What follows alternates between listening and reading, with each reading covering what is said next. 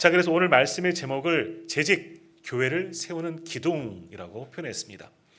그래서 요즘에 두 기둥, 두 날개, 여러 가지 이론들이 있고 하지만 정말 교회를 세워 나가는 분들은 하나님이 세우시는 거고 머리이신 주님을 쫓아 움직이는 우리 재직들이 교회의 든든한 기둥들이 되어져야 하는 것이죠. 우리 장로님들이, 우리 당회원들이 기둥이 되어져야 하고 우리 권사님들이, 우리 집사님들이, 우리 모든 성도님들이 다 교회의 중요한 직분, 기둥과 같은 그런 분들이 되어져야 하는 겁니다. 기둥이 많이 있지만 하나가 없다고 해서 괜찮으냐? 아니요. 하나가 없어지면, 하나가 부실하면 그 건물은 위험성이 많이 있어집니다. 제가 전에 일산 살 때 일산 신도시 살았었거든요. 초창기에. 전에도 한번 말씀드렸듯이 말씀 한번 드렸던 것 같은데 어느 날 밤에 막 갑자기 사이렌 소리가 나고 우리 앞동, 앞단지는 막 대피하고 난리가 난 거예요. 그러니까 너무 급하게 건축을 하느라고 큰 대도시를 만드니까 급하게 건축하느라고 무리해서 준공을 하고 막 이렇게 일을 한 거죠. 그러다 보니까 지하 주차장, 기둥 같은데 균열이 아주 심하게 난 거예요. 그 단지는. 저희가 살던 집도 제가 일산에서 몇 번을 이사 다녔는데 처음 살던 집도 집 안에 이렇게 금이 막 보이는 거예요. 부실공사들이 많이 있었던 거죠. 우리나라 이제는 건축 문제가 많이 심했잖아요. 그래서 한밤중에 많은 아파트 식구들이 다 대피를 한 적이 있어. 집 무너질까봐 막 걱정이 돼서 막 그렇게 대피한 적이 있는데 왜 그렇습니까? 몇몇 기둥들이 좋지 않으니까, 상태가 좋지 않으니까 큰 건물, 큰 단지가 다 문제가 생길 수가 있다는 거죠.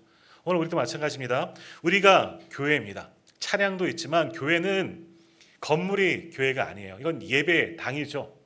모이는 곳이죠. 우리가 교회입니다. 사람들이 교회라는 거예요. 우리가. 그런데 교회를 구성하고 있는 우리 한 사람 한 사람 병들고 아프고 그 사명과 직분에 감당하지 못하면 그 교회 공동체는 반드시 아프기 마련이고 문제가 생길 수가 있다는 거죠.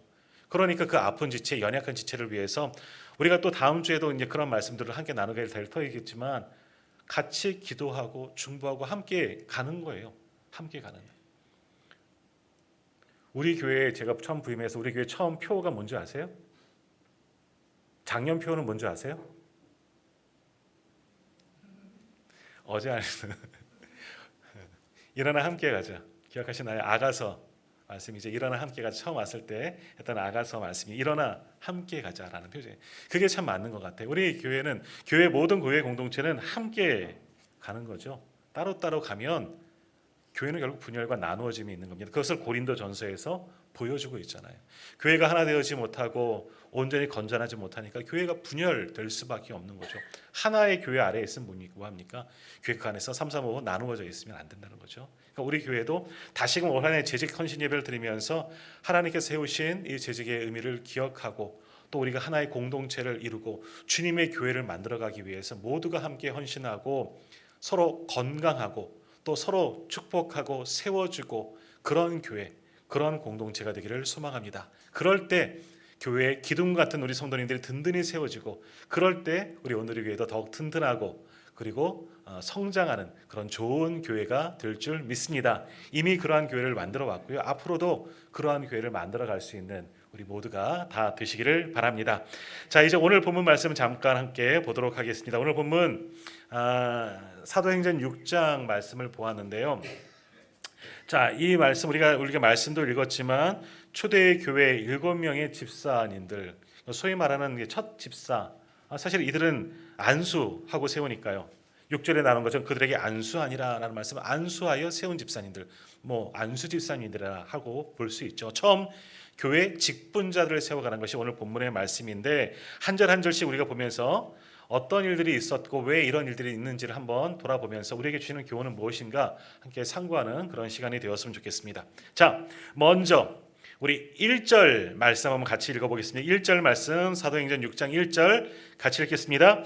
그때에 제자가 더 많아졌는데 헬라파 유대인들이 자기의 과부들이 매일의 구제에 빠짐으로 히브리파 사람을 원망하니. 아멘. 자, 초대교회가 부흥하기 시작했습니다. 오순절 성령 다락방 사건 이후에 성령 충만한 사도들 120명의 성도들을 통해서 복음의 역사가 나타나고 능력이 나타나고 복음을 전할 때마다 수많은 성도들이 회개하고 주님께 돌아오게 되었죠. 그래서 교회가 부흥해 가기 시작합니다. 근데 오늘 말씀에 보면 그때 제자가 더 많아졌는데, 그러니까 제자란 말은 예수님의 제자라고도 볼 수 있겠지만 우리로 말하면 성도들이라고 볼 수 있는 거죠. 교회 성도들이 부흥하게 된 거예요. 막 성장, 양적인 부흥을 이루게 된 거죠. 부흥하는 건 참 좋은데 사람이 많은 곳에는 항상 문제가 있기 마련입니다. 자, 여기 초대교회에서 오늘 1절 말씀을 보면 어떤 문제가 있었습니까? 어떤 문제가 있었죠? 다시 읽어볼까요? 그때 제자가 더 많아졌는데 헬라파 유대인들이 자기의 과부들이 매일의 구제에 빠짐으로 히브리파 사람을 원망하는 일이 있었습니다. 어떤 사람들이 어떤 사람들을 원망해요? 헬라파 사람들이 히브리파 사람들을 원망한다. 교회 안에 두 파가 있네? 라는 것을 우리가 일단은 알 수 있겠죠. 근데 왜 원망하는 거죠? 자기의 과부들이 매일의 구제에 빠짐으로. 그러니까 과부는 어려운 이들을 대표적으로 이루는 교회 약자들을 이야기하는 거죠. 과부들이 구제를 받지 못해요. 그럼 교회가 구제하는 일도 했었구나. 어려운 이들을 돕는 일도 교회가 했었구나. 이게 당연한 교회 일이라는 거예요. 사역이라는 거죠. 근데 구제에 그것을 받지 못하는 일이 생겼다는 겁니다. 그래서 원망하는데 그 구제를 받지 못하는 사람들이 누굽니까? 헬라파 사람들이라는 거죠. 헬라파 사람들이 받지를 못해요. 그러면 반대로 말하면 히브리파 사람을 원망했다는 것은 뭐겠습니까? 그러면 히브리파 사람들은 구제를 받았다 하는 것을 알 수가 있는 거죠. 그러니까 정리하자면 교회 안에 두 가지의 큰 파가 있습니다. 복음을 전하고 주님의 명령대로 예루살렘과 유대와 사마리아와 땅끝까지 쭉쭉 하다 보니까 많은 사람들이 주님께 돌아왔는데 헬라파, 히브리파 나눠집니다. 이방인들이 아니고요. 헬라파, 흩어져 있는 사람들. 이스라엘이 당시 지배를 받고 하니까 이스라엘 때만 살고 있지 아니하고 이스라엘을 떠나서 다른 지역에 살다가 다시 돌아와서 살고 있는 그런 사람들이라서 그렇죠. 우리로 말하면 재외 동포들이 다시금 들어와서 교회 안에서 함께 모여 있다 하는 그런 이야기가 될 수가 있는 거죠. 그러니까 헬라파, 그리스 문화권에 살고 있던 사람들이 당시 로마 그리스 문명이기 때문에 다른 지역에 살고 있는 사람들이 교회 안으로 많이들 들어오게 되었다는 겁니다. 여기저기 왕래하면서 이 교회에 정착하게 되었는데 한 교회 안에 그렇게 외부에서 들어온 헬라파 유대인들이 있었고 그들은 헬라파 말 그대로 헬라어를 사용할 줄 아는 사람들. 어찌 보면 히브리어는 좀 약한 사람들일 거예요. 우리도 외국에 살다 보면 중국 사람들은 안 잊어버리잖아요. 막 자기네 모국어, 중국어 유창하게 해요. 근데 우리 한국 사람들, 우리나라에 비해서 많은 사람들이 잊어버리긴 하지만 그렇다는 거죠. 근데 히브리파는 어디냐? 계속해서 이스라엘 땅에 머물러서 있던 유대 교회였던 사람들 중에서 기독교로 개종한 예수님을 믿는 사람들이에요. 그러니까 교회를 믿어요. 예수를 복음을 듣고 예수를 믿는 사람들이 한 교회에 묻혔는데 왜 재외 동포들도 와서 같은 교회에서 신앙생활을 하고 또 이쪽에 토박이들도 함께 신앙생활을 하는 그런 때가 되었는데 그 둘 사이에 좀 불편한 그런 것들이 있다. 헬라파, 유대파가 나누어지게 되었는데 문제는 뭐냐?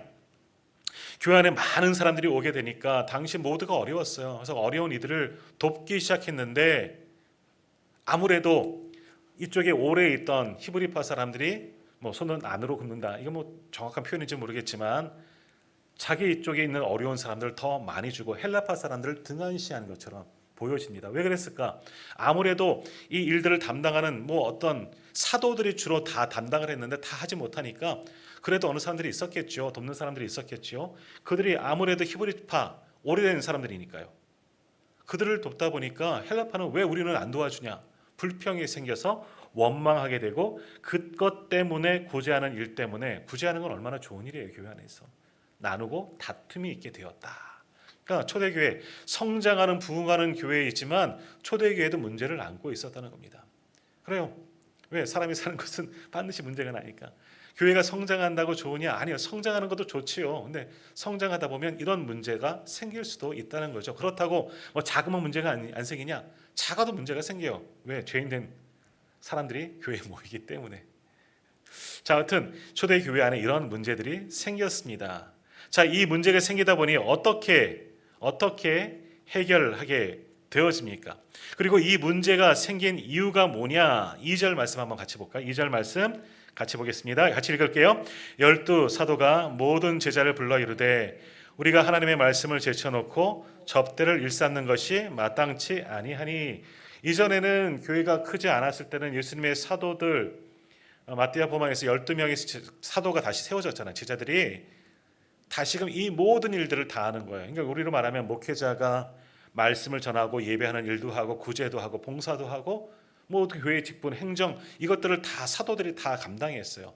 이 숫자가 적었을 때는 괜찮았는데 숫자가 많아지니까 이게 벅찬 거죠. 하다 보니까 실수하는 일들도 예수님의 제자들이지만 생기는 일들이 많아지는 거예요. 왜? 이분들은요, 사도들은 특별히 말씀을 맡은 자로서 이것에 집중해야 되는데 이런 행정적인 일들 굳이 하는 이건 뭐 나쁘다고 작은 일이 아니에요. 근데 소홀히 할 수 없는데 더 집중해야 할 일이 있는데 그것을 하지 못하다 보니까 조금의 문제들이 생기게 되었다는 거죠. 4절 말씀 보십시오. 4절 말씀에 보면 우리는 오로지 기도하는 일과 말씀 사역에 힘쓰리라 라는 말씀. 이게 사도들의 직무라는 거죠. 우리로 말하면 사도들은 목회자의 직분이라고 할 수 있는 겁니다. 목회자의 일은 기도하는 일과 말씀 사역이라는 거죠. 말씀을 가르치고 선포하는 일이 목회자의 사명이라는 거죠. 근데 다른 여러 가지 일들, 그 당시 초대교회는 어떤 기틀이 마련되어져 있지 않으니까 사도들이 다 하는 거예요. 그러다 보니까 정말 중요한 사도들의 사역들을 맡겨진 직분들을 온전히 수행하지 못하는 일들이 생기는 거죠. 그렇다고 아무도 없는데 이런 구제 등등의 행정들을 하지 않으면 또 교회 안에 문제가 생기니까 사도들도 힘들었다는 거죠. 그러다 보니까 사도들도 인간이기 때문에 교회 안에 문제가 생기고 구제하는 일에 온전히 되지 못하니까 헬라파 사람들이 원망하게 되고 그것을 갖고 다투어지고 나누어지게 되었다 하는 겁니다. 그러니까 결국은 한쪽이 연약해지니까 모든 공동체가 다 힘들어지는 거예요. 사도들도 힘들어진 거죠. 연약해지는 거예요. 말씀 사역에 그동안은 전념했습니다. 나가서 기도하고 안에서 기도하고 나가서 복음을 전하고 오신 성도들 교회 안으로 모여드는 성도들에게 예수님의 복음을 전하고 가르치는 일에 열심을 품었는데 그들이 모여들다 보니까 다른 일들도 하게 된 거죠. 사도들도 감당할 수가 없었던 거죠. 그러니까 거기에서부터 문제가 시작되었다는 겁니다. 자, 한국교회 초기 역사 속에 보면 우리 교회가 한국 교회도 이런 과정들을 거쳤습니다. 옛날 목사님들은요, 지금도 그래요. 우리 예전에 우리 선배 목사님들도 야, 옛날에는 나 혼자 다 했어.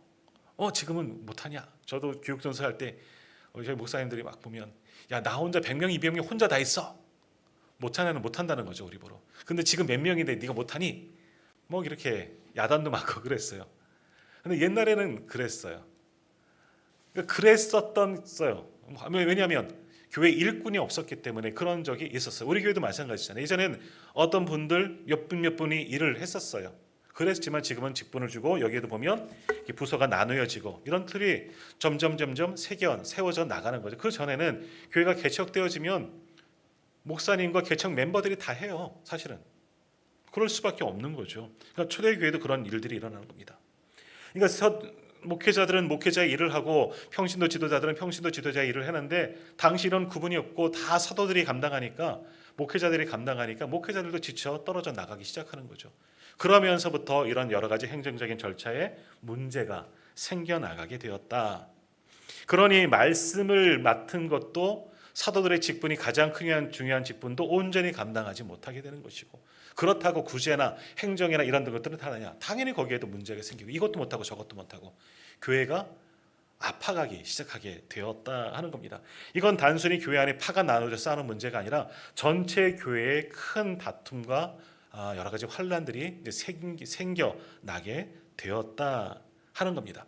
그래서 결국 사도들이 이제 결단을 하게 된 거죠. 지금까지는 그들로 충분히 감당할 줄 알았는데 이제는 안 되는 거죠. 사도들이 결단을 합니다. 어떤 결단을 하느냐? 3절 말씀, 3절 같이 읽겠습니다. 형제들아, 너희 가운데서 성령과 지혜가 충만하여 칭찬받는 사람 7을 택하라. 우리가 이 일을 그들에게 맡기고 아멘.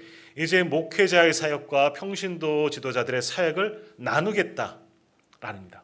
그래서 목회자의 사역은 기도하는 일과 말씀 사역에 힘쓰고 평신도의 사역은 그 나머지 일들, 교회 여러 가지 제반적인 일들을 하는 걸로 이제 나누자 하면서 처음 직분자가 이렇게 교회 안에 세워지게 됩니다. 그래서 세워진 사람들을 이제 집사로 이제 임명하게 되는데 여기도 보면 뭐 그들에게 안수하고 기도하고 사도들에게 앞에 세웠다 하는 거지 뭐 집사라고 표현되지는 않지만 처음 직분은요 어떤 직분이 아니 우리로 지금 말하고 있는 직분 재직의 직분, 뭐 장로님, 권사님, 뭐 안수 집사님, 뭐 집사님 이런 직분을 세운 게 아니라 교회의 일꾼을 세운 겁니다. 사도와 동일하게 같이 일할 수 있는 평신도 지도자층을, 평신도 일꾼들을 세웠다는 거죠. 옛날에 일꾼들은 사도들밖에 없었어요. 그러나 교회를 잘 하나님의 뜻대로 운영하기 위해서 이제 일꾼들을 세워 나갔다 하는 것이 이제 3절의 말씀입니다. 그래서 그렇게 세운 사람들이 이제 5절과 6절에 쭉 기록되어졌는데, 여기 보면 5절 말씀에 특별히 이름들이 기록되어졌는데 뭐 스테반과 빌립과 우리가 잘 아는 분들 쭉쭉쭉쭉쭉 나가고, 뭐 안디옥 사람 니골라, 안디옥 사람은 완전히 이방인인 거예요. 외국 사람이라는 거죠.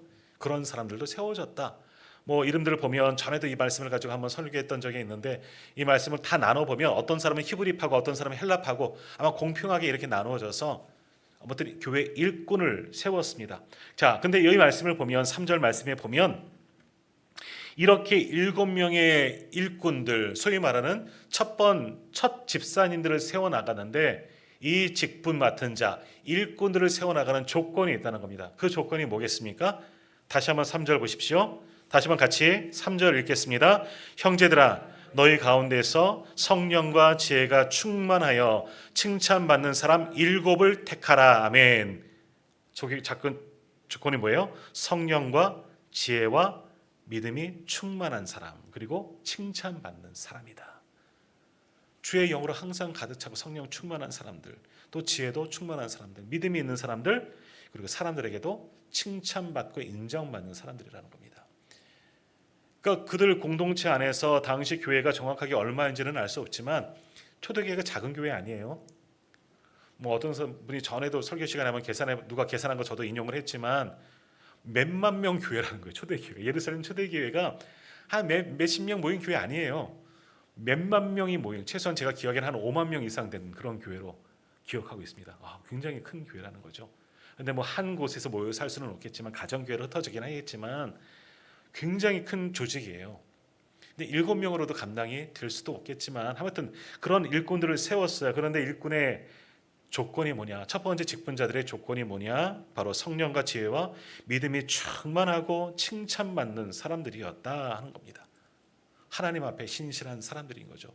그들을 뭐 어떤 면에서 우리가 직분자들을 세우는 것처럼 투표해서 세운 거예요. 결국 사람들 가운데 어떤 사람이 되면 좋겠냐? 사람들이 의논하고, 여기 구체적인 방법은 나오진 않았겠지만 아마 똑같이 투표해서 세우지는 않았을까, 그런 생각들을 해보게 됩니다. 그렇게 세워진 거예요. 자, 오늘 우리도 직분을 받았습니다. 뭐 임시직이든 항존직이든 교회의 직분을 우리도 받았습니다. 왜 우리에게 직분을 주셨느냐? 우리가 어떤 사람이기 때문에? 네, 성령과 지혜가 충만하여 칭찬받는 사람들이기 때문에 오늘 우리에게 직분을 주신 줄 믿습니다. 진짜요? 부끄러우시죠? 저도 그렇습니다. 이 말씀을 들을 때마다 항상 내가 정말 성령 충만하고 지혜도 충만하고 사람들에게 칭찬받아서 이 귀한 직분을 받았을까, 목사가 됐을까? 그건 아닐 것 같아요. 뭐 그래서 우리 가운데 투표에서 정말 선출된 분들도 있겠지만, 그러나 가만히 나를 돌아보면 이 말씀 할 때마다 그냥 부끄럽죠. 성령과 지혜가 충만하고 믿음도 좋고 사람들에게도 칭찬받고 있느냐? 내가 나왔을 보면 아닌 것 같아요. 그래도 우리에게 직분을 주신 것은 하나님의 땡땡이라. 뭐라고요? 하나님의 땡땡이 뭐예요? 멍멍이 말고요, 댕댕이 말고요, 하나님의 은혜다. 하나님의 은혜인 줄 믿습니다. 나와 같은 사람을 하나님의 직분에 세워준 것, 직분자로 세워준 것, 사명을 주고 일꾼으로 세워주신 것, 하나님의 거룩한 성역에 끼워주신 것은 하나님의 은혜인 줄 믿습니다. 우리는 은혜로 세워졌어요. 이분들도 마찬가지 은혜예요. 물론 이런 조건들은 있지만 다 따지고 보면 이런 조건이 충만하였기 때문에 세워졌기는 했겠지만 결국 하나님께서 세우셨다 하는 겁니다. 하나님께서 이들을 세우셨고 또 세운 자들을 믿는 거예요. 칭찬받는 사람들은 사람들에게도 인정받는 거죠.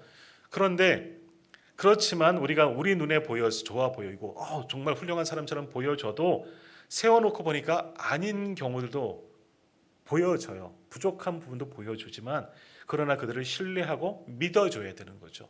우리 교회 안에서도 이제 세우신 장로님들, 권사님들 또 직분자들을 신뢰하고 믿어줘야 돼요. 그리고 기도해 줘야 되는 거죠. 그래야지 그 직분을 잘 감당할 수 있어요. 왜? 마찬가지예요. 목사인 저도 마찬가지고 우리 직분자들도 마찬가지고 똑같은 사람이기 때문에 우리는 다 부족해요. 그렇기 때문에 부족하기 때문에 부족한 부분이 보이고 잘못이 보이고 흠이 보여도 그러나 믿어줘요. 우리가 함께 세우고 하나님께서 세우셨기 때문에 내가 세웠기 때문에 지금 나라가 막 이렇게 하지만 우리도 막 뛰들르고 데모하고 뭐 하지 말자는 거예요. 막 저희 이제 요즘에 막 죄송합니다만 이렇게 탄핵 이야기가 나니까 모임하면 뭐 하면 탄핵할 거야 막 그런 이야기가 농담처럼 많이들 하더라고요.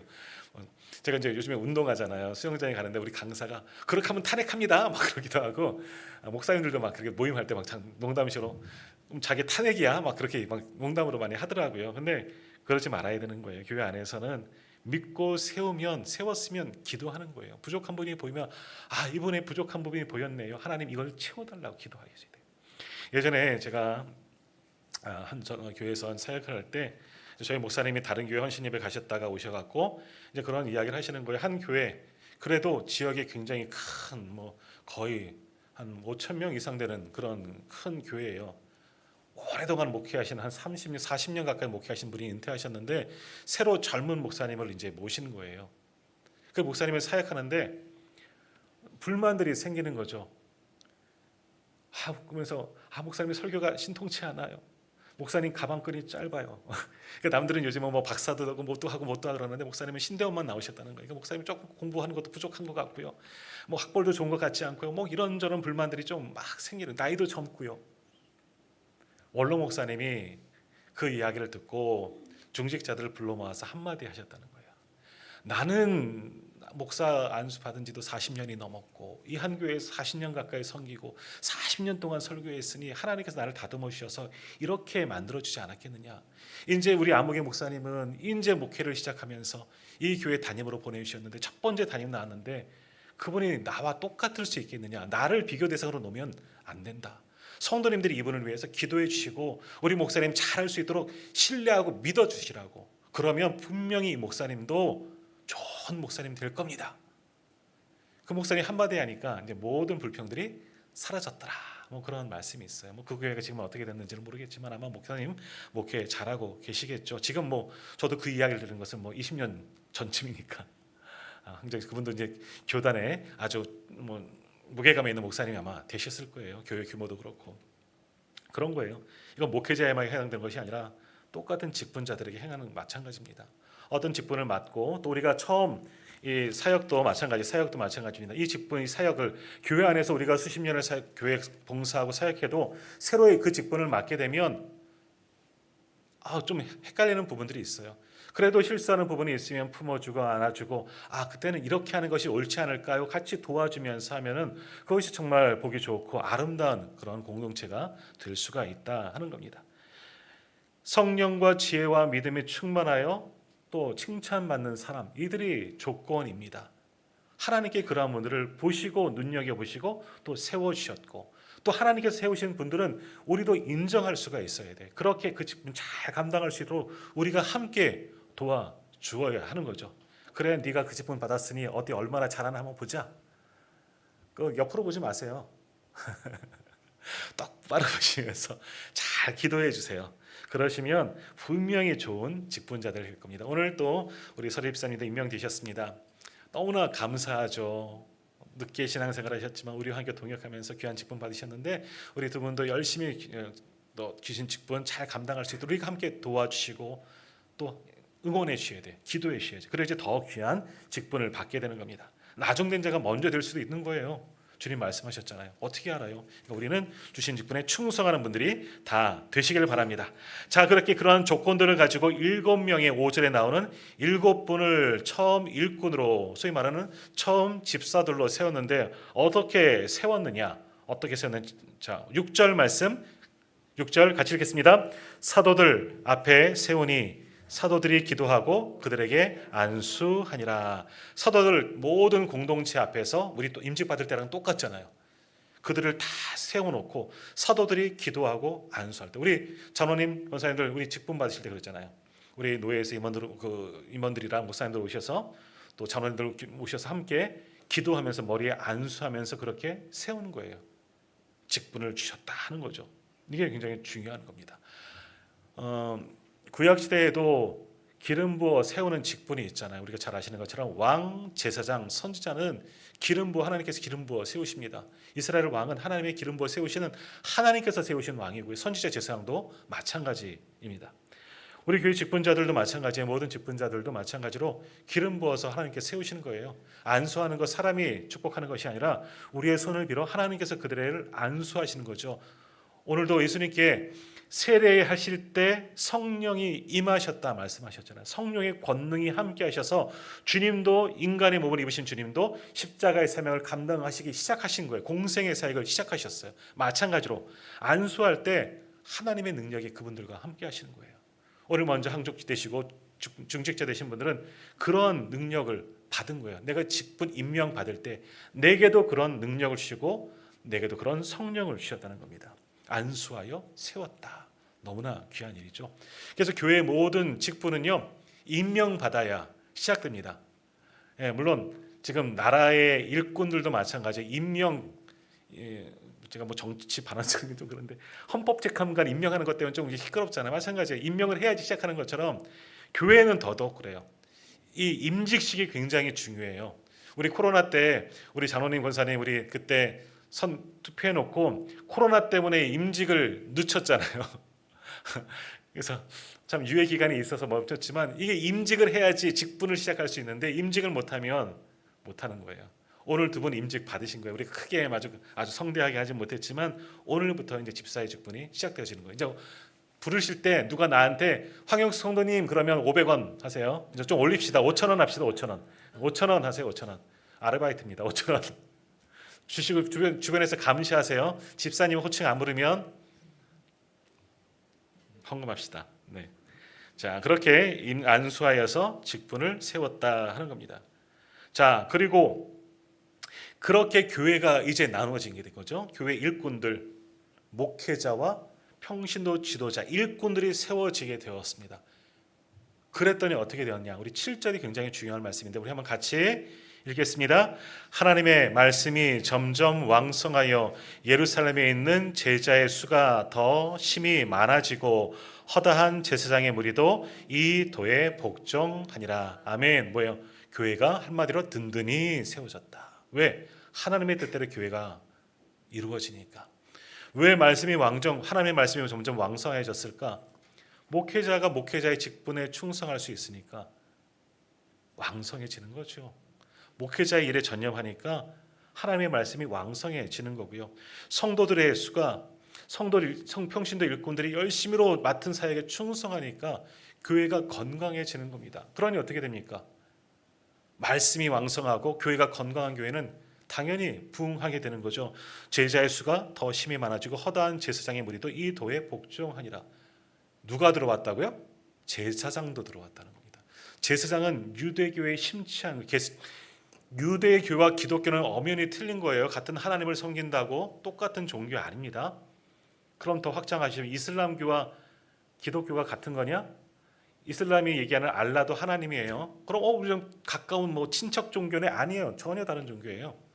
유대교도 마찬가지예요. 그런 유대교에서 섬겨왔던 제사장으로 사역하던 사람들도 건강한 교회의 모습들을 보고 개종하였다 하는 거죠. 우리로 말하면 카톨릭 사제들이 개종하여 교회 안에 들어오게 되었다. 말씀드렸잖아요. 제가 전에 했던 교회는 통일교 목사가 개종해서 교회 안에 세가족으로 등록했어요. 나이가 70이 넘으셔서 사실은 저 통일교에서 목사했습니다. 깜짝 놀랐어요. 경계. 근데 알파 코스도 하고요. 너 열심히 신앙생활 했어요. 물론 다른 문제 때문에 그랬는데 그래요. 그런 거예요. 교회가 자기의 직분, 자기의 진 사명에 그대로 순종하고 충성하면 교회는 건강한 교회가 되어지는 겁니다. 이거 간단한 거죠. 우리 교회도 마찬가지예요. 목회자는 목회자 일을 하고 말씀과 기도와 성도를 신방하는 일이죠.